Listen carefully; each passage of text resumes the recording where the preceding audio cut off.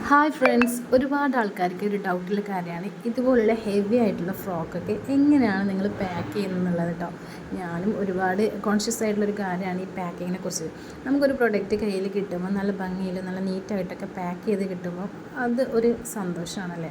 അപ്പോൾ ഞാൻ ഇന്ന് നിങ്ങൾക്ക് ഇതുപോലുള്ള ഹെവി ആയിട്ടുള്ള ഫ്രോക്സൊക്കെ നമ്മൾ എങ്ങനെയാണ് പാക്ക് ചെയ്യുന്നതെന്നുള്ളതായിട്ട് ഷെയർ ചെയ്യുന്നത്. ഓൾറെഡി നമ്മൾ ഫ്രോക്സൊക്കെ പാക്ക് ചെയ്യുന്ന നോർമൽ ഫ്രോക്സൊക്കെ നമ്മൾ ബെസ്റ്റ് സെല്ലിംഗ് ആയിട്ടുള്ള ഫ്രോക്സൊക്കെ പാക്ക് ചെയ്യുന്ന വീഡിയോസും അതിൻ്റെ പാക്കറ്റിൻ്റെ ഒക്കെ കൊറിയർ കവേഴ്സിൻ്റെ ഒക്കെ ഡീറ്റെയിൽസൊക്കെ ഷെയർ ചെയ്തിട്ടുണ്ട് വീഡിയോസിൽ. അപ്പോൾ ഇന്ന് ഞാൻ ഈ ഒരു ടൈപ്പിലുള്ള ഹെവി ആയിട്ടുള്ള പാനൽ ഗൗൺസ് അതുപോലെ തന്നെ ഹെവി ആയിട്ടുള്ള ഗൗൺസൊക്കെ എങ്ങനെയാണ് പാക്ക് ചെയ്യുന്നതെന്നുള്ളത് ഷെയർ ചെയ്യുന്നത്. അപ്പോൾ ഔട്ട് സൈഡ് വീഡിയോസൊക്കെ എടുക്കുന്ന സമയത്ത് ഇതാണ് കേട്ടോ അവസ്ഥ. അപ്പോൾ നമ്മൾ നോർമലി പാക്ക് ചെയ്യൽ ഇതുപോലുള്ള പാക്കിങ് അല്ലാണ് കേട്ടോ. നമ്മൾ ഓൾറെഡി അതിൻ്റെയൊക്കെ വീഡിയോസ് ഷെയർ ചെയ്തിട്ടുണ്ടായിരുന്നു. അപ്പോൾ ഈ പാനൽ ഗൗൺസും കാര്യങ്ങളൊക്കെ ആകുമ്പോൾ ഏത് പ്രൊഡക്റ്റ് ആണെങ്കിലും നമ്മളിങ്ങനെ വാരി വലിച്ച് ചുരുട്ടി കൂട്ടി പാക്കിംഗ് കവറിലേക്ക് ബോക്സിലേക്ക് ഇങ്ങനെ വാരി വലിച്ചിടുന്നൊക്കെ ചിലർ കാണാറുണ്ട്.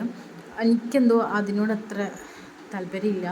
അതുകൊണ്ട് ഞാൻ മാക്സിമം എന്നെക്കൊണ്ട് കഴിയുന്ന രീതിയിൽ നീറ്റായിട്ട് പാക്ക് ചെയ്യാൻ ശ്രമിക്കാറുണ്ട്. അപ്പം എന്തായാലും നമ്മൾ അത്ര വലിയ കോസ്റ്റ്ലി ആയിട്ടുള്ള ഫ്രോക്സ് ഒന്നുമല്ല ചെയ്യുക, നോർമൽ ഫ്രോക്സ് ആണല്ലോ ചെയ്യുന്നത്. അപ്പോൾ എത്രയും പൈസക്ക് ചെയ്യുന്ന ആൾക്കാർ പോലും ഇങ്ങനെ വാരി വലിച്ച് കുത്തിക്കയറ്റിയിട്ടൊക്കെ ചെയ്യുന്നതാണ് വളരെ സങ്കടം തോന്നാറുണ്ട്. നമ്മളെ ബഡ്ജറ്റിന് കഴിയുന്ന രീതിയിൽ പരമാവധി നീറ്റായിട്ട് ചെയ്യാറുണ്ട് കേട്ടോ. അപ്പോൾ ഇതുപോലെ നമ്മൾ പാനൽ കൗൺസ് ഒന്ന് ഫോൾഡ് ചെയ്തിട്ട് ഒരു സാരി കവറിലേക്കോ അല്ലെങ്കിൽ ഓർഗനൈസിങ് കവേഴ്സിലേക്കോ, സാരി കവറിനുണ്ടോ അതിലേക്കാണ് ജസ്റ്റ് സെറ്റ് ചെയ്തൊക്കെ. ഇത് തന്നെയുണ്ടോ നിങ്ങൾ എൻ്റെ റീൽസിലൊക്കെ പണ്ടേ കാണുന്നുണ്ടാവും ഇതുപോലെ പാക്ക് ചെയ്യുന്ന വീഡിയോസൊക്കെ. നമ്മൾ നോർമൽ ഹെവി ആയിട്ടുള്ള 1-2 ഫ്രോക്സൊക്കെ ആണെങ്കിൽ നമ്മൾ ഈ ഒരു രീതിയിൽ തന്നെയാണ് കേട്ടോ ചെയ്യുന്നത്. അപ്പോൾ ഞാൻ ഈ സ്റ്റാൻഡിൽ വീഡിയോ എടുക്കാൻ വേണ്ടി വെച്ചിട്ടുണ്ട്. മോള് വന്നിട്ട് വീഡിയോസ് എങ്ങനെ എടുക്കാൻ വേണ്ടിയില്ല കേട്ടോ അപ്പോൾ നമ്മളെ കൂടെ തന്നെ അവിടെയാണ് ഉണ്ടാവാറ്. അപ്പം ചെറിയ കുട്ടിയല്ലേ, അപ്പോൾ അവൾ വന്നിട്ട് ഞാൻ ഇതുപോലെ ഒന്ന് പാക്ക് ചെയ്യും. പിന്നെ അതിൻ്റെ കൂടെ നല്ല ആക്സസറീസൊക്കെ നമ്മൾ വേറെ കവറിലാക്കിയിട്ടാണ് ചെയ്യാവുന്നത്. ആക്സസറീസ് എന്ന് വരുമ്പോൾ നമുക്ക് ഈ ഒരു പാനൽ ഗൗണിലൊക്കെ ആണെങ്കിൽ അതിൻ്റെ ഉള്ളിലേക്കുള്ള സ്കേർട്ടും കൂടെ വരും. അപ്പം ബോക്സിലാണ് കേട്ടോ നമ്മൾ ഈ ഒരു സാധനം പാക്ക് ചെയ്യുക.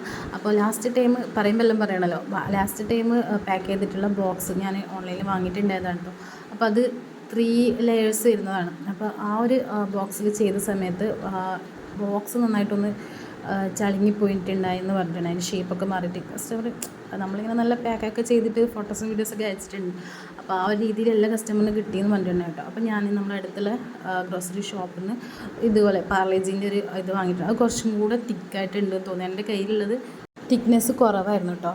അപ്പോൾ എന്തായാലും ഞാൻ ഇതുപോലെ ഒന്ന് പാക്ക് ചെയ്തിട്ട് അതിലേക്ക് സംഭവം പിടിക്കുന്നുണ്ടോ എന്ന് നോക്കി. അപ്പോൾ അതിൽ കുറച്ചും കൂടെ വലിയ വേണമെന്ന് തോന്നിയപ്പോൾ നമ്മളെന്തായാലും നെക്സ്റ്റ് കുറച്ചും കൂടി വലിയൊരു ബോക്സ് വാങ്ങിയിട്ട് അതിലേക്കാണ് ഇതിട്ട് ആക്കിയത്. അപ്പോൾ അതിൽ നമ്മൾ പ്ലാസ്റ്റിക്കിൻ്റെ ഒരു കവറിൽ ഇട്ടിട്ടും കൂടിയാണ് ബാക്കി ആക്സസറീസൊക്കെ കൂടിയിട്ടാണ് ഇത് പാക്ക് ചെയ്തിട്ടുള്ളത്.